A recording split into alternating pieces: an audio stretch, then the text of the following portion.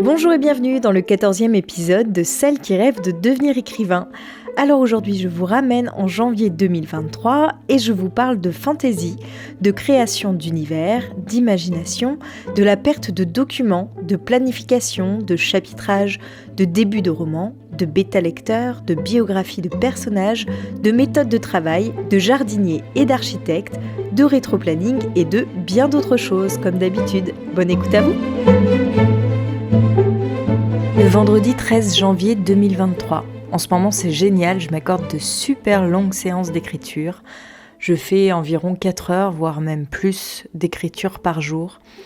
C'est super de pouvoir consacrer tant de temps à ça. Je suis ravie de pouvoir donner une place de telle importance à l'écriture dans ma vie. Franchement, si j'en vivais, je pense que je pourrais y consacrer ma journée. Sauf que là où je culpabilise un peu, c'est que je sais que pour l'instant, ce n'est pas ça qui me fait manger, donc il faut quand même que je continue à mettre en mouvement d'autres choses pour essayer de gagner ma vie autrement. C'est toujours la même problématique. Ce matin, je suis presque arrivée au bout de la relecture du premier tome de mon roman de fantasy. Je pensais que c'était que le premier tome que j'avais en version, qui faisait donc environ 160... En fait, j'ai rajouté 10 pages depuis que j'ai commencé à retravailler dessus. Il faisait 152 pages au départ, là il en fait 161. Et il se trouve que la fin du premier tome se situe environ à la page 90. Donc finalement, il est beaucoup plus court que ce que j'imaginais, ce qui va me permettre de vraiment développer l'intrigue. Alors, pour pouvoir développer l'intrigue, il faut clairement que je connaisse mieux mon univers. Donc ça, c'est à construire, même si je le construis en parallèle de l'écriture de mon roman. Il faut que je connaisse plus mes personnages, que je comprenne mieux comment s'organise leur quotidien. J'ai pas envie de me baser sur des règles moyenâgeuses pour développer mon intrigue. J'ai vraiment envie d'inventer toutes les règles du monde que je crée. Alors je sais que c'est très ambitieux et que ça va me demander peut-être beaucoup plus de temps qu'un livre comme ceux que peut faire Robin Hobb. En fait, Robin Hobb, pour écrire l'Assassin Royal, d'après ce que je sais, c'est énormément renseigné sur la manière dont les gens vivaient au Moyen-Âge. Et elle a tiré de toutes ces informations la façon de vivre de ces personnages dans le cœur de son roman.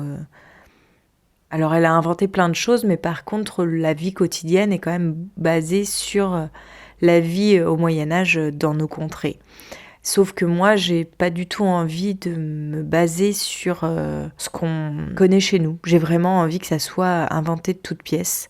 Et donc du coup, il faut que je revienne aux bases de mon univers, c'est-à-dire que comment ils se nourrissent, comment ils dorment, où est-ce qu'ils vivent, quels sont les rites et les coutumes, comment se passe la naissance, comment se passe le mariage, est-ce que les mariages existent, comment se passe la mort, etc., etc., etc. Donc c'est énormément de choses à mettre en place, mais ça m'amuse assez de faire ça, donc même si c'est long, je suis portée par mon imagination, donc je m'inquiète pas trop.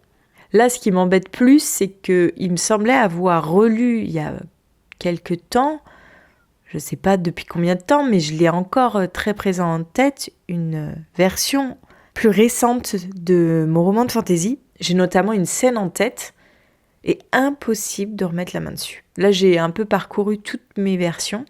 Alors, c'est un fouillis là-dedans. Alors, je m'y retrouve vraiment pas facilement.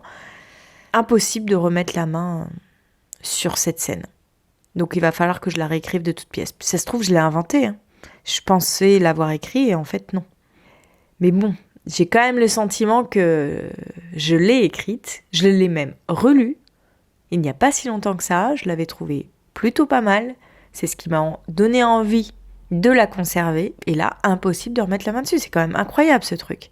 Alors c'est vrai que j'ai eu les fichiers les plus récents de mon roman de fantasy, sur toutes les copies que j'en avais, ils étaient tronqués. Je sais pas comment on dit, mais en gros, je peux plus les ouvrir, quoi.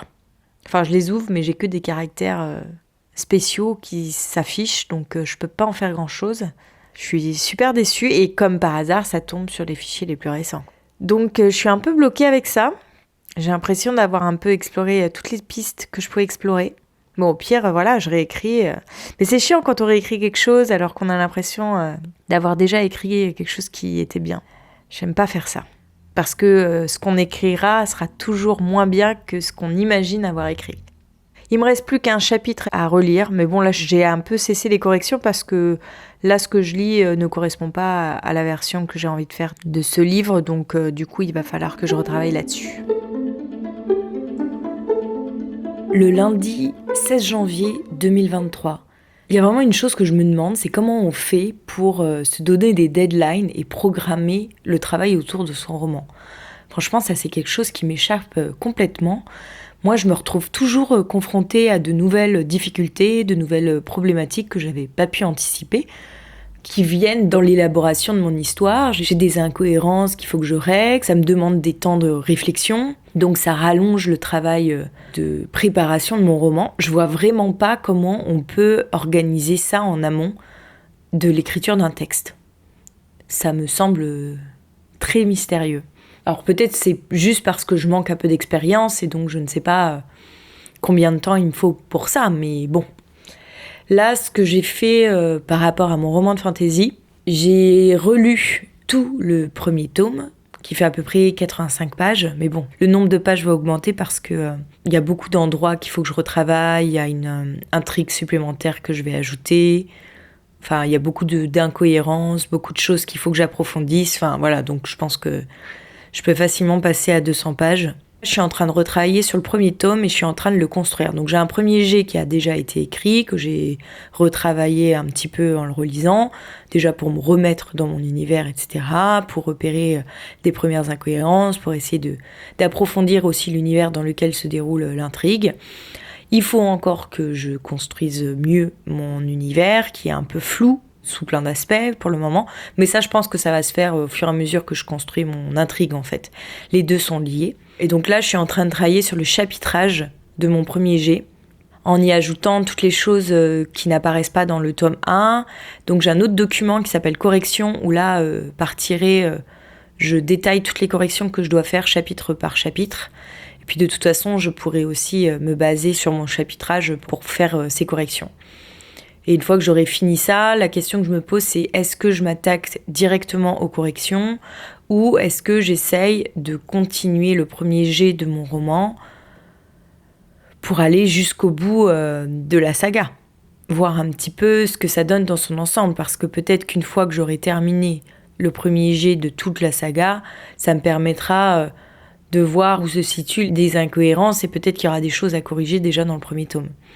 Je pense qu'il faudrait plutôt que je fasse ça, plutôt que d'avancer directement sur le premier tome alors que j'ai pas la suite de mon intrigue. En fait, j'ai écrit un premier jet de 150 pages et je me suis arrêtée alors que j'ai aucune idée de comment ça va se terminer. J'ai plein d'idées d'intrigues secondaires à explorer, mais voilà, c'est des choses qu'il va falloir que je travaille. C'est assez effrayant parce que là, je suis en train de relancer mon podcast et donc je repars en décembre 2021. Et à ce moment-là, je reprenais l'essai comique sur les hommes de ma vie après une longue période de pause qui datait de 6 mois en arrière. Et j'étais très réjouie de relire le début de mon texte que je trouvais très drôle. Et c'est complètement en contradiction avec les retours de mon bêta-lecteur concernant le début de mon texte. Pour lui, ça lui a plutôt évoqué une sorte de mémoire où j'avais juste envie de m'épancher sur moi-même. Ça l'a pas fait tellement rire. Et il a eu beaucoup de mal à plonger dans mon histoire avec le début de mon roman. Alors, ça me pose question. Est-ce que c'est parce qu'il n'est pas habitué à lire ce genre de récit ? Est-ce que la façon d'écrire, ça ne lui a pas convenu par goût personnel ? Ou est-ce que, clairement, j'ai un problème avec le début de mon texte ? Sachant que ma toute première bêta-lectrice, mon amie journaliste, elle m'avait pas fait de retour, enfin en tous les cas je me souviens pas de retour particulier par rapport au début de mon texte, ça avait pas l'air de l'avoir plus ennuyé que ça. Par contre, quand même, la deuxième bêta lectrice à qui j'ai voulu l'envoyer, je lui ai transmis mon premier chapitre. Alors c'est vrai que la version que je lui ai transmise était peut-être très mauvaise, mais suite à ça, je n'ai plus jamais eu de ses nouvelles. Alors la question se pose de savoir, est-ce que c'est mon texte qui l'a rebuté ou est-ce qu'il s'est passé quelque chose dans sa vie qui est complètement indépendant de mon texte. Ça, je ne le saurai jamais. En tous les cas, j'ose pas trop la recontacter par rapport à ça. Parce que finalement, on ne se connaît que par de rapides échanges de mails autour de l'écriture de mes romans qu'elle a pu relire. J'ai plus tellement envie de faire appel à des gens que je connais ni d'Ève ni d'Adam pour relire mes textes. J'aimerais plutôt faire appel à des gens avec qui je peux échanger. J'ai envie déjà de me sentir en confiance avec mes bêta-lecteurs. Donc, ce soit des gens avec qui j'ai pu avoir quelques échanges avant d'envoyer un texte. Et puis, il faut voir un petit peu aussi si on est sur la même longueur d'onde. Ça me questionne beaucoup par rapport à l'essai comique. Ou alors, la version que j'avais en décembre 2021 était meilleure que celle que j'ai fait lire à mon ami. À réfléchir. Le mardi 17 janvier 2023. Ce matin, en continuant à travailler sur le chapitrage de mon roman de fantasy, j'ai eu des idées en ce qui concerne la biographie de mes personnages. Et donc, je me suis mise à retravailler sur la biographie de ceux-ci. J'ai écrit toute l'histoire qui s'est passée avant l'histoire, on va dire, en faisant un résumé, et bien sûr très court, pour que mes personnages aient une profondeur. Et franchement, avec tout ce que j'ai pu imaginer, je pourrais vraiment, je crois que c'est comme ça que ça s'appelle, en faire un spin-off. Il y a vraiment matière à faire un autre roman sur la vie de la mère de mon personnage. Je suis super contente de faire appel à mon imagination pour travailler ce texte. C'est tout à fait un autre exercice d'écriture, mais pas moins intéressant. C'est même assez jouissif, mais je crois que ça, je l'ai déjà dit plein de fois. Alors du coup, j'avance pas aussi vite que prévu sur le chapitrage, mais il faut vraiment que tout soit très clair pour moi. Déjà, il faut que le système magique de mon monde fonctionne parfaitement, qu'il soit très clair pour moi, qu'il me convienne. Là, j'ai des pistes à ce propos, donc je commence à travailler dessus. Et puis, les peuples aussi qui habitent ce monde, il faut aussi qu'ils soient cohérents. Il faut qu'ils aient des règles qui leur soient propres à chacun. Il faut que la vie quotidienne, en fonction de l'endroit où l'histoire se passe, m'apparaissent aussi très clairement. Enfin voilà, tout ça doit se dessiner, qu'il n'y ait plus de doute, au moins dans le premier chapitre. Après, la question que je me pose, c'est est-ce que je peaufine à fond ce premier tome avant d'écrire la suite, ou est-ce qu'il ne faudrait pas quand même que je fasse au moins un premier jet pour la suite pour avoir toute mon histoire en tête. Parce que comme je vous disais la dernière fois, je me rends compte que je suis pas si jardinière que ça, et que ma méthode de travail quand j'étais petite, et je pense que du coup c'est celle-ci qui me correspond, était de faire le résumé de mes histoires avant de les écrire. Ça me permettait juste d'avoir une direction à suivre. Ça voulait pas dire que je suivais extrêmement précisément le plan que je m'étais fixé, parce que finalement c'est en écrivant que l'imagination prend toute son ampleur, et donc du coup des fois l'histoire prend une direction qu'on n'avait pas envisagée au départ. Mais j'ai quand même plus une âme finalement d'architecte que de jardinière. J'ai travaillé 5h30 ce matin, donc c'est toujours agréable de faire de si longues séances. Ça permet vraiment de plonger dans son univers. Et ça avance, doucement mais sûrement. Ça me semble tellement plus simple de travailler avec cette matière issue de mon imagination plutôt que de travailler avec du matériau issu de ma propre vie. Peut-être qu'il y a moins d'affect, donc je peux plus facilement changer les choses. Et puis comme c'est de la fantaisie, ça ne me demande pas de recherche particulière. Alors je sais qu'il y a des auteurs de fantasy qui s'inspirent d'un monde à une certaine époque. Peut-être que c'est même un trope de la fantasy, peut-être qu'il faut situer son histoire dans un monde passé. Mais moi, ce que j'ai envie, c'est d'inventer entièrement les codes et les règles de mon monde, qu'ils ne correspondent à rien de connu, même si évidemment je m'inspire de toutes mes lectures et des mœurs et des coutumes qui existent de par le monde, etc., quoi. J'ai l'impression que je suis beaucoup plus douée pour ça que pour faire de l'autofiction. Déjà, ce que je remarque, c'est que dans mes romans, les parties les plus réussies sont toujours celles qui sont issues de mon imagination. C'est peut-être pas pour rien. Bon, pour l'instant, de toute façon, il est trop tôt pour savoir à quoi va ressembler ce roman, parce que pour le moment, la version que j'ai est très très mal écrite. Je serais incapable de la faire lire à qui que ce soit, et j'ai encore beaucoup d'incohérences dans mon intrigue qu'il va falloir que j'éclaircisse. Mais plus je travaille dessus, plus elle s'enrichit, plus je vois des fils narratifs secondaires qui peuvent être intéressants à creuser. C'est vraiment passionnant comme travail. Rien que le fait de travailler sur la backstory de mes personnages me permet d'avoir des rebondissements dans mon intrigue même. Ça la rend tellement plus riche en fait, tout simplement. J'étais en train de réfléchir d'ailleurs à ce concept de jardinier et architecte. Quelque part, je reste quand même jardinière dans l'âme. Je crois que j'ai plus envie d'être une jardinière qu'une architecte. Ça correspond peut-être beaucoup plus à ma vision de la vie. Je suis pas du tout quelqu'un qui planifie les choses, j'aime bien me laisser porter un peu par la vie, même si je peux avoir de lointains objectifs, etc. Et que de plus en plus, j'oriente ma vie dans une direction, mais pendant très longtemps, ce n'a pas été le cas. J'étudie ma méthode de travail pour essayer de comprendre qu'est-ce qui pourrait faire que je puisse être la plus efficace possible. J'ai une idée qui me vient. Donc généralement, c'est souvent une idée de départ. Là, par exemple, pour le roman de fantasy que je suis en train d'écrire, j'ai voulu trouver quelque chose d'intriguant. Il fallait un début qui interpelle tout de suite. C'est comme ça que je suis partie sur ce roman de fantasy. Je voulais qu'on ait envie de lire la suite rien qu'avec mon début. Et puis après, je suis partie dans l'écriture à corps perdu, sans savoir très clairement où j'allais, avec des idées qui se dessinaient au fur et à mesure. Bon, et puis en faisant ainsi, je me suis un petit peu perdue parce que construire un roman de fantasy avec un univers totalement inventé, etc., c'est quand même un travail qui demande beaucoup d'organisation. Et comme j'étais pas hyper expérimentée en écriture, et puis que je m'étais jamais lancée dans des projets de telle ampleur, surtout que ce roman de fantasy, quand je m'y suis mise, franchement, j'y croyais à fond. Je l'ai travaillé pendant très longtemps, je crois de plusieurs années même, et je pensais vraiment le mener au bout, en fait. Mais je me suis perdue. Je me suis perdue dans mon univers, dans le monde que j'avais créé. J'ai pas su organiser mon travail de manière correcte. Donc je me suis un peu noyée dans tout ça. Aujourd'hui, avec l'expérience de l'Inde de Soulage, je me sens beaucoup plus capable d'organiser mon travail. Donc après, la première idée qui me vient, je me lance dans l'écriture souvent. Souvent, j'écris le début, et puis la suite peut me venir, voire la fin, pendant le premier jet. Dans ces cas-là, je vais faire un résumé de la fin de mon histoire pour pas la perdre de vue. Et puis, je vais continuer l'écriture du premier jet. Après, si j'arrive au bout de l'écriture du premier jet, je vais reprendre toute mon intrigue et je vais en faire un résumé qui va permettre de restructurer mon histoire. Et c'est là où je rentre dans la partie plus architecte. Mais bon, en fait, je dis ça, mais il n'y a pas de règle, parce que je suis en train de me rendre compte que quand j'étais plus jeune, j'avais une idée de départ, je commençais à l'écrire, tout le résumé de l'histoire me venait, et donc à ce moment-là, j'écrivais mon résumé que je suivais plus ou moins, et puis à un moment, je finissais par abandonner mon idée, parce qu'une autre plus sympathique me venait à l'esprit. C'est d'ailleurs ce qui faisait que je terminais quasiment jamais rien. Mais j'ai quand même terminé quelques trucs. Alors certes, c'était encore des trucs inspirés de ma vie, un peu insipides, mais non, c'est pas vrai. Mon premier roman, c'était de la fiction pure, puisque c'était sur l'histoire de cette petite bosniaque. J'en ai déjà parlé plein de fois, je vais pas revenir dessus. Ensuite, il y a eu ce que j'appelais mes romans intimes, entre guillemets. Donc c'était des histoires que je m'imaginais tirées de ma propre vie. Comment ma vie pourrait évoluer dans un certain sens, quoi.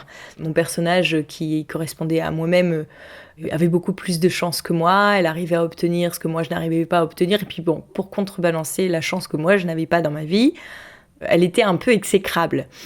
Et d'ailleurs, elle était un peu insupportable, parce que ma mère qui relisait mon roman, elle dit « mais en fait, on n'arrive pas à s'attacher à elle, elle est trop odieuse, quoi ». Donc il fallait que je retravaille encore ça, etc. C'était marrant, quoi. Par exemple, dans les choses que j'aurais aimé qui m'arrivent, elle se faisait repérer pour jouer dans un film, elle devenait chanteuse professionnelle, elle sortait avec le garçon avec qui elle rêvait de sortir. Mais bon, il lui arrivait quand même des trucs, et des trucs pas très sympas. Des fois, il y avait le garçon dont elle était amoureuse qui mourait, ça se terminait pas forcément très bien. Donc non, tout n'était pas rose-rose. J'avais quand même compris qu'une histoire, il fallait qu'il y ait du conflit et que tout ne pouvait pas lui arriver comme sur des roulettes. Le mercredi 18 janvier 2023, je suis en train de relire une très ancienne version de mon roman de fantasy. Je pense que ça doit être la première. En tous les cas, j'en ai pas trouvé de plus ancienne pour le moment. Sachant que voilà, mes documents sont un peu éparpillés sur tous mes disques durs et toutes mes clés USB, mais bon. Et elle date du 9 octobre 2006. Ça veut dire que ce texte, j'ai commencé à l'écrire il y a plus de 17 ans. Je trouve ça juste incroyable, déjà d'avoir envie de reprendre un roman qui date d'il y a si longtemps. Mais il faut dire aussi que ce roman, je l'ai travaillé de 2006 à 2012, donc il m'a quand même tenu 6 ans. Alors il y a sans doute eu des temps de pause parce que je ne crois pas que j'ai travaillé en continu dessus. Je pense même que j'ai travaillé de manière très assidue de 2006 à 2009 et ensuite j'ai dû faire une pause et j'ai dû le reprendre une fois en 2012 et puis je l'ai abandonné. Je pense que ça a dû se faire plutôt dans cet ordre-là. Mais c'est assez incroyable parce que là, du coup, je relis cette version en espérant toujours tomber sur cette scène que je recherche désespérément. Bon, c'est hyper mal écrit, c'est criblé de fautes, mais il y a plein de petites choses à prendre par-ci, par-là, qui sont très intéressantes.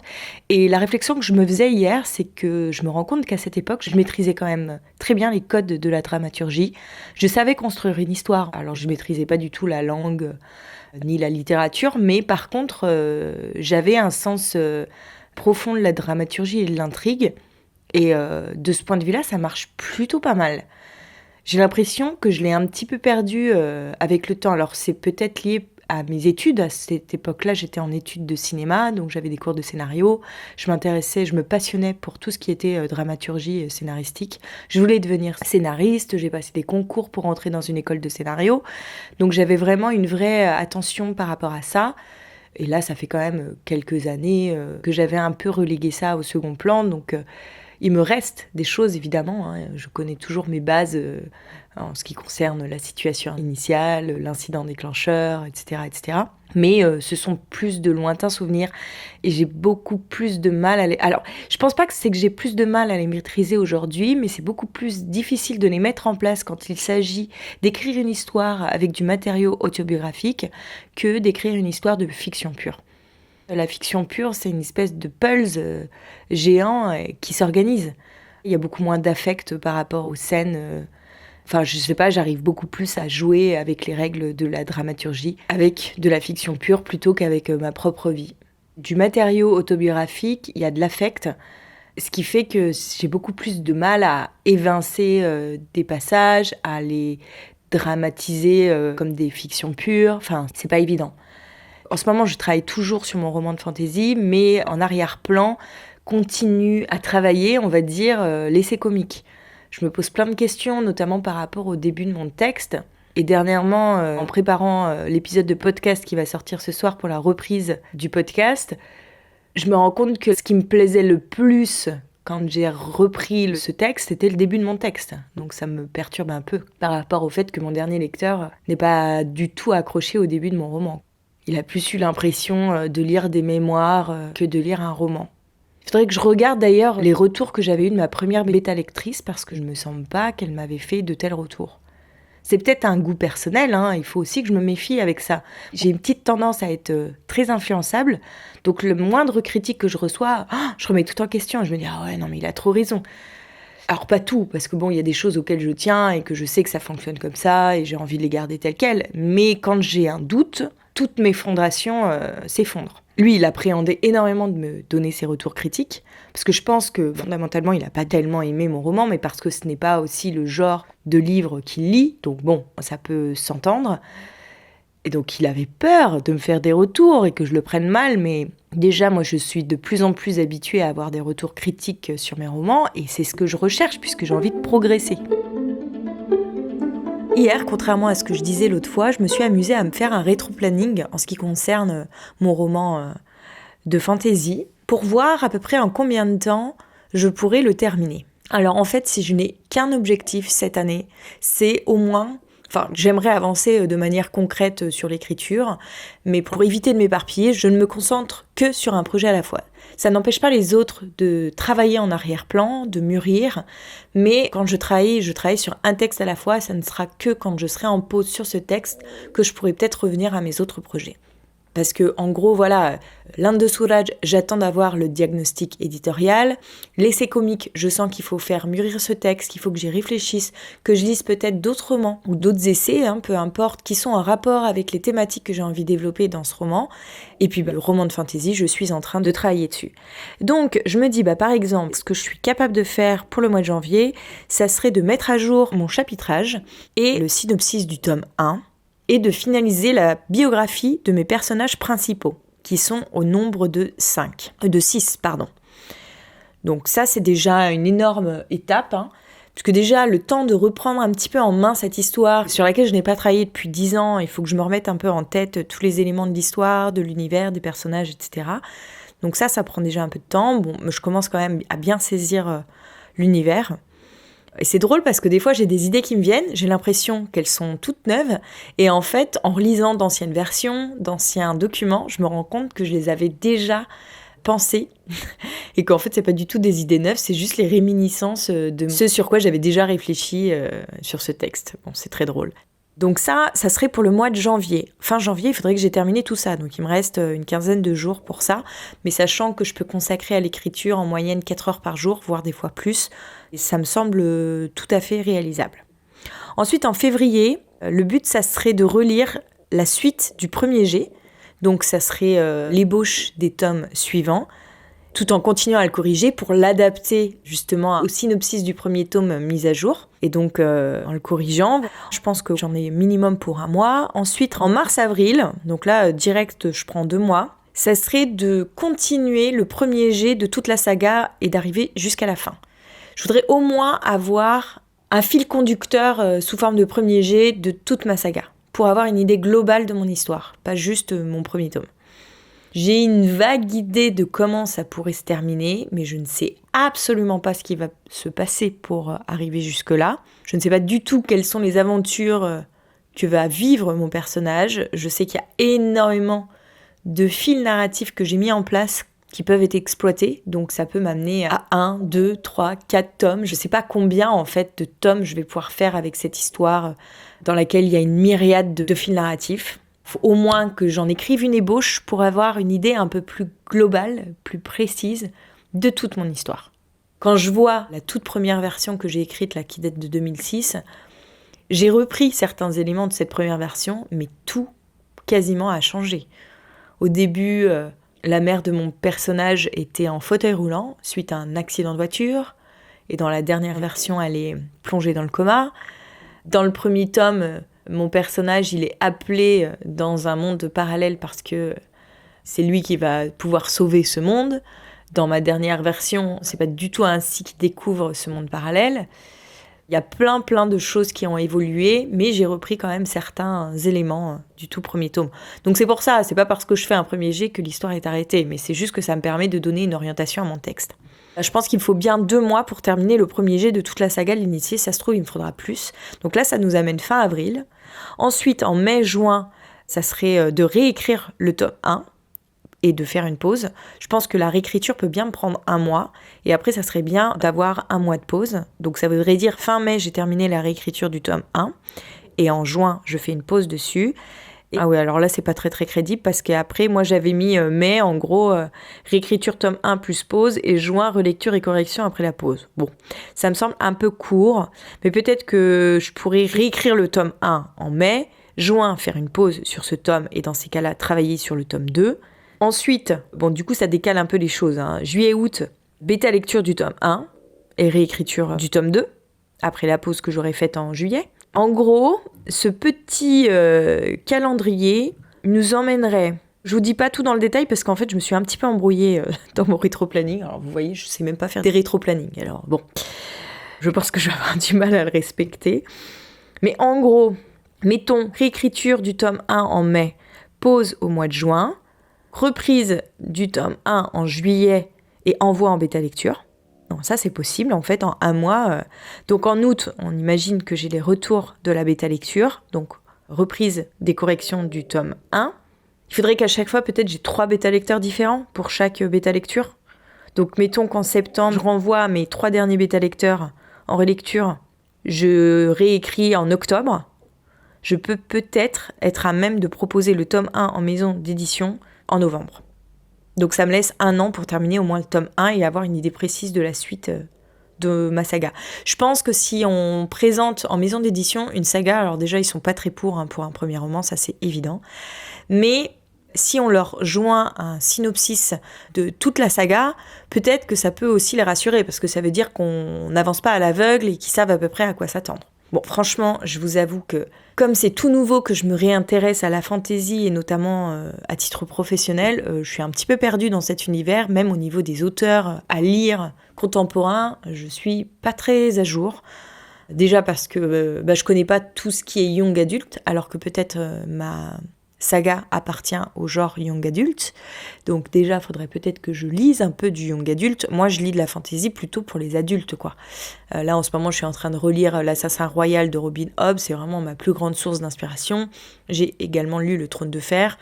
Peut-être pas jusqu'au bout, mais je crois qu'il a pas terminé d'écrire la série. J'en ai bien lu les 4 premiers pavés là, donc je suis quand même allée très très loin. Enfin, j'ai lu quand même de nombreux auteurs de fantasy, plus ou moins connus. Là, je ne vous parle que des plus connus. J'ai lu tout Robin Hobb, Les Aventuriers de la mer, Les Cités des Anciens, Le Soldat Chaman, et même les livres qu'elle a écrits sous son pseudonyme de Megan Lindell. Donc voilà, je suis une grande fan de Robin Hobb. Maintenant, j'aimerais pouvoir lire des auteurs français. Pour l'instant, je suis pas trop prête à lire du young adulte parce que j'ai l'impression quand même que là, c'est vraiment de la littérature pour les jeunes, quoi. Je suis pas sûre de m'y retrouver. Mais bon, si jamais mon roman s'adresse au young adulte, il va bien falloir que je m'y mette quand même, hein. Et donc voilà, il faut un peu que je m'informe et j'aimerais bien découvrir des auteurs français pour pouvoir peut-être rentrer en contact avec eux. Parce que je me suis rendu compte que si je voulais prendre contact avec des auteurs publiés, juste pour avoir un échange épistolaire avec eux, un échange de mails ou un échange de messages sur Instagram, pour pouvoir un peu développer mon réseau, on va dire, il faudrait déjà que je lise des auteurs français, vivants, contemporains, dont j'aime les œuvres, et pour l'instant, il y en a quand même très très peu des auteurs français dont je suis fan. Et je me suis rendu compte que c'était souvent des hommes, alors que j'aimerais... Bon là, peut-être que je me mets une barrière inutile, hein, mais j'aimerais aussi avoir des femmes. Bon Robin Hobb, pour le coup, c'est une femme, mais bon, elle est anglo-saxonne, et moi, je suis pas encore très douée en anglais. Déjà, j'arrive même pas à comprendre ces interviews d'elle, je suis très frustrée par rapport à ça, mais autant un texte écrit, je peux peut-être arriver à le décrypter, et encore... Mais alors, une interview orale, ça c'est... Pour l'instant, c'est pas encore de mon niveau, quoi. C'est très frustrant d'ailleurs à ce niveau-là parce qu'il y a plein de podcasts qui existent en anglais sur l'écriture, beaucoup plus qu'en France, mais j'ai pas le niveau pour pouvoir les comprendre. Je suis en train de prendre des cours d'anglais en parallèle pour essayer de m'améliorer dans cette langue. C'est tout pour aujourd'hui, on se retrouve dès la semaine prochaine, même jour, même lieu, même heure, vendredi à 18h, sur votre plateforme de podcast préférée. Si vous avez aimé cet épisode, n'hésitez pas à le partager autour de vous, à laisser des commentaires ou des étoiles sur les plateformes qui le permettent, et vous pouvez également me le dire et m'envoyer un message via Instagram @AurélieHorner.